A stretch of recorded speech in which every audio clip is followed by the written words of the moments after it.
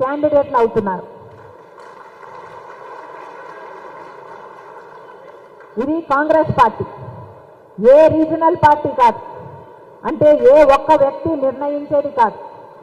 ఇది కాంగ్రెస్ పార్టీ చాలా డెమోక్రటిక్గా సెలక్షన్ జరిగింది.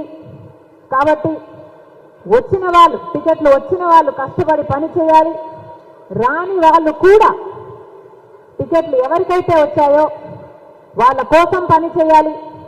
ఎందుకంటే నిజానికి మనం పనిచేస్తుంది అభ్యర్థి కోసం కాదు, నిజానికి మనం పనిచేస్తుంది కాంగ్రెస్ పార్టీ కోసం, నిజానికి మనం పనిచేస్తున్నది ప్రజల కోసం, నిజానికి మనం పనిచేస్తున్నది రాష్ట్రం కోసం, అంతకంటే నిజంగా పనిచేస్తున్నది మనం దేశం కోసం. ఎందుకంటే కాంగ్రెస్ పార్టీ దేశంలో అధికారంలో లేకపోతే ఏం జరుగుతుందో మణిపూర్ ఘటన చూసాం. ఇలాంటి ఒకటి కాదు, రెండు కాదు, తప్పిదాలు మీద తప్పిదాలు చేస్తూనే పోతుంది బీజేపీ పార్టీ. కాబట్టే ఈరోజు కాంగ్రెస్ పార్టీ వైపు చూస్తున్నారు జనాలు. ఈరోజు కాంగ్రెస్ పార్టీ అంటే ప్రజలలో ఒక ఆశ, ఈరోజు కాంగ్రెస్ పార్టీ అంటే ప్రజలలో ఒక నమ్మకం, అదే కాంగ్రెస్ పార్టీ బలం. కాబట్టి ఈ ఎన్నికలలో ఏ ఒక్కరైనా కాంగ్రెస్ పార్టీ కోసం పని చేయకపోయినా, కాంగ్రెస్ పార్టీ గెలుపు కోసం పని చేయకపోయినా నిజానికి చరిత్రహీనులుగా మిగిలిపోతారు.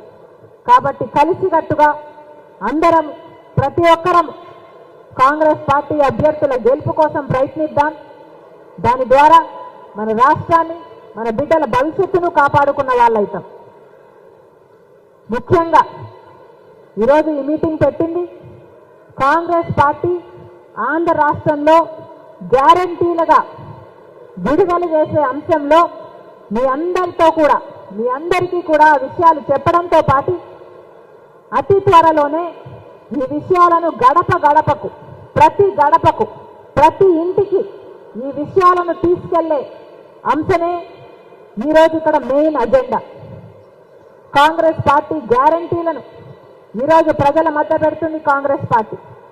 ఇప్పుడున్న పార్టీలు, అటు తెలుగుదేశం పార్టీ అయినా